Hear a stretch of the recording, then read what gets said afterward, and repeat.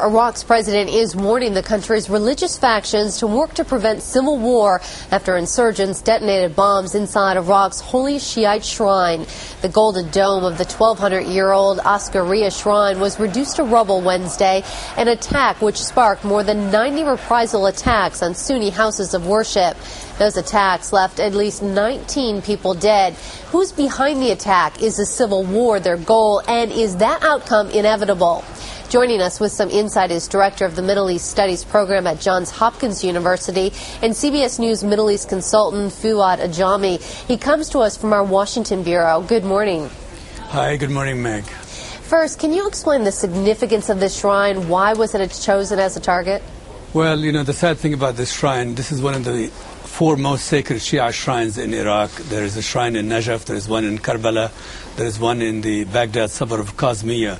This one shrine, one of the four most sacred shrines for the Shia, is located in Sunni land in the city of Samarra, 60 miles north of Baghdad. It was targeted, and the intention is, as Jalal Talabani, the country's president, made so clear, is in fact to trigger a civil war, to goad the Shia into a civil war.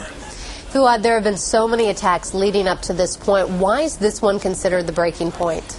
Well, I think this one is very serious because, as we know, the Iraqis, with the American embassy in the background, are trying to put together a national unity government. They're trying to dig out of the rubble of the civil war. They're trying to come together. They're trying to form a government that would give a peace to the Sunni Arabs, a peace to the Shia, and a peace to the Kurd. The timing couldn't be worse because the Iraqis are negotiating and they've begun to put together the pieces of a successful political outcome, and hence the danger of this particular episode.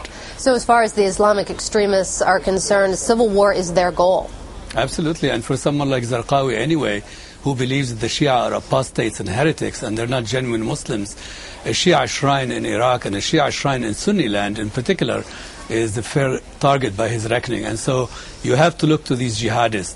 You have to look at the Zarqawi brigades as the prime suspects in this kind of episode. This shrine has been there a long time, and the Sunnis of Iraq have protected this shrine for a very, very long time. Do you believe that they are succeeding at what they're trying to do? Well, I actually don't think so. I mean, I was in Iraq a while last month and spent quite a bit of time with a number of leaders, Sunnis, Shias, Kurds. There is real determination to repair the life of the country.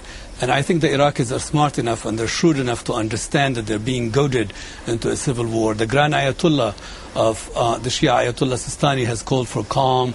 President Talabani has called for calm. I think everyone knows that this is really a trap. Speaking of their new government, what kind of impact will this latest form of violence have on it? Well, that's the difficult one. That's the wild card here, because in fact our ambassador in Baghdad has been talking to the Sunnis and to the Shia and the Kurd, and he has put on the table some markers there.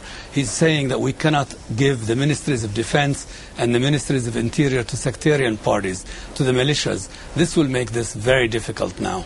How hard is it going to be to stop this ongoing violence? Well, I think the violence will continue. Alas, we have learned not to believe that deliverance is around the corner. This is now year 3. We're at the end of year 3 of this war, and every hope that the violence will subside has been betrayed. What role can and should the United States play in all of this? I think we're doing the right thing. I think we are encouraging them to form a national unity government. We are reminding them that the jihadists and the terrorists really want this particular outcome, the outcome of a sectarian civil war. But it is an Iraqi drama and an Iraqi issue.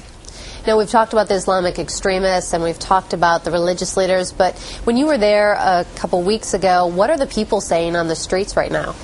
Well, I think the people there, they have seen the election. They celebrated the election. 11 million Iraqis went to the polls and voted.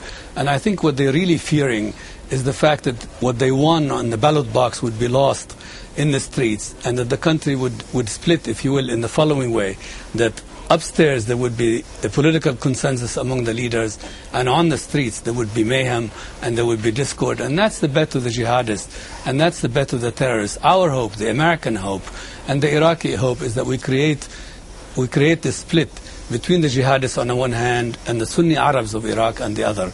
That is the hope of bringing this civil war and bringing this war under control. And what are the repercussions for the rest of the Middle East? Well, I think for the rest of the Middle East, remember this, this war in Iraq has pitted the Sunni against the Shia. The fear here is that the Sunni-Shia war within Iraq will spill into other Arab lands. You're already beginning to see signs of discord between the Sunnis and the Shia in Bahrain. You're beginning to see reverberations of this war. But hopefully calmer heads will prevail and people understand that these religious wars are in the end fruitless, that no one gains. And I think that's really the fear for the neighboring governments around Iraq, that the fire in Iraq will spread to their lands. No one officially has taken responsibility for this latest attack. Who do you think is responsible? Well, I think the State Department has made probably a fair guess that this is Zarqawi, this is the brigades of Zarqawi. He prides himself on these kinds of operations, and he believes anyway that the Shia are heretics and apostates and that they are due no mercy.